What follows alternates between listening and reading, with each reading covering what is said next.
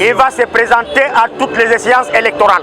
En prélude des échéances électorales de 2023, Yannick Loukoussa et son parti Agir se sont rencontrés autour d'une séance préparatoire d'une campagne de sensibilisation de 365 jours avec pour objectif de préparer les candidats ainsi que la communauté à l'éducation électorale. Regardez.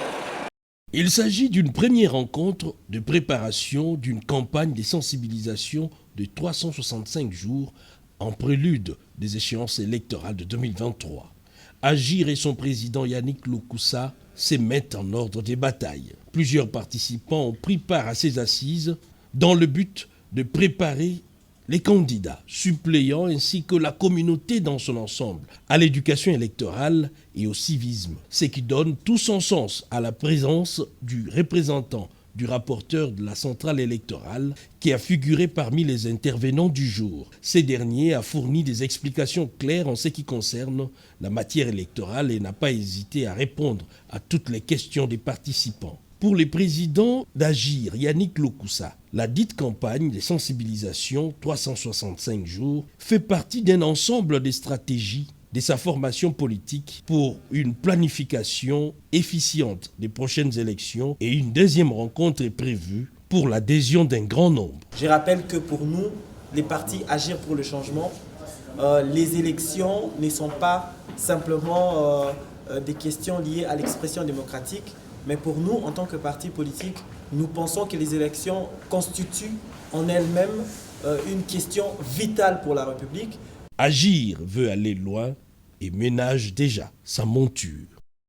À présent, en quittant Kinshasa, le calme semble être revenu à Kwamouth, territoire de la province du Maïndombe où des affrontements intercommunautaires sont signalés depuis près d'un mois. Une délégation du gouvernement y a séjourné durant le week-end, conduite par le vice-premier ministre de l'Intérieur, Daniel Aselo. Elle comprenait plusieurs membres du gouvernement et la gouverneure du Maïndombe, Rita Bola.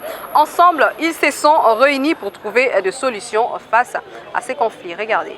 La délégation ministérielle venue de Kinshasa et la gouverneure du Maïndombe, Rita Bola, ont échangé avec les différentes couches de la population de la cité de Kwamouth. Les échanges ont porté sur la genèse du conflit entre Teke et Yaka et les solutions à mettre en place pour restaurer la paix dans cette partie du pays. Bien avant cet échange, la gouverneure Rita Bola était descendue jeudi sur terrain à Kwamouth afin de réconcilier la population sur ces conflits qui les opposent en les écoutant pour proposer les bonnes solutions.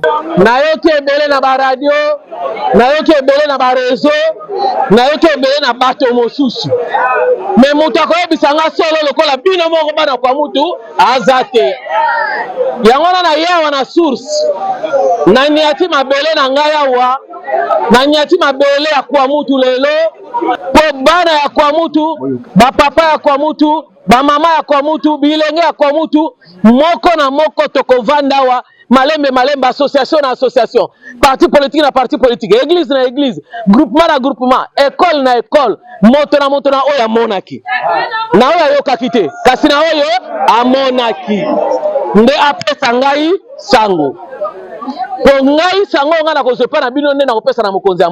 Les membres de la délégation gouvernementale ont pu rencontrer des représentants de la communauté Teke qui ont donné leur version du conflit. Ces derniers demandent au gouvernement représenté par Daniel Aselo, ministre de l'Intérieur, de mieux assurer leur protection afin de pouvoir accéder à leurs champs et à leurs fermes. Par contre, les officiels n'ont pas pu s'entretenir avec ceux de la communauté Yaka qui ont déserté la ville de Kwamouth depuis ces événements. Une rencontre devra alors être organisée avec le représentant de l'État dans un lieu à définir. Par ailleurs, la délégation gouvernementale a rendu visite aux blessés soignés à l'hôpital de Lediba, le territoire voisin, où plus de 2000 personnes ont trouvé refuge dans des écoles, des églises et des bureaux de la police.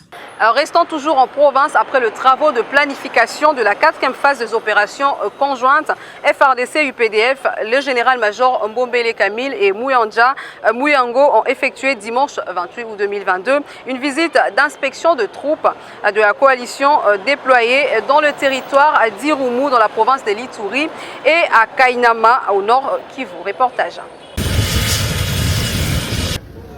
Après les travaux d'évaluation de la 3e phase des opérations conjointes FARDC-UPDF et la planification de la 4e en cours, les général-major Bombele Loho Lakamile de FARDC et Kahanza Muhanga de UPDF ont effectué une visite d'inspection des troupes de la coalition déployées dans les territoires de Rumu au sud de la province de l'Ituri et à Kainama en territoire de Beni au nord Kivu.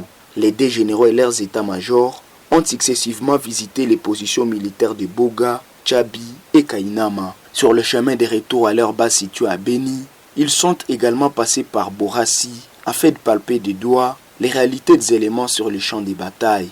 Selon les porte-paroles des opérations conjointes FARDC UPDF, le colonel Mark Hazukai, cette visite a été dans l'objectif de mettre les troupes à conditions générales et spécifiques en perspective du lancement effectif de la 4e phase. Dans sa communication du vendredi 26 août dernier à Fort Portail en Ouganda, le général-major Camille Bombele a indiqué que tous les bastions des ADF sont déjà récupérés par les forces conjointes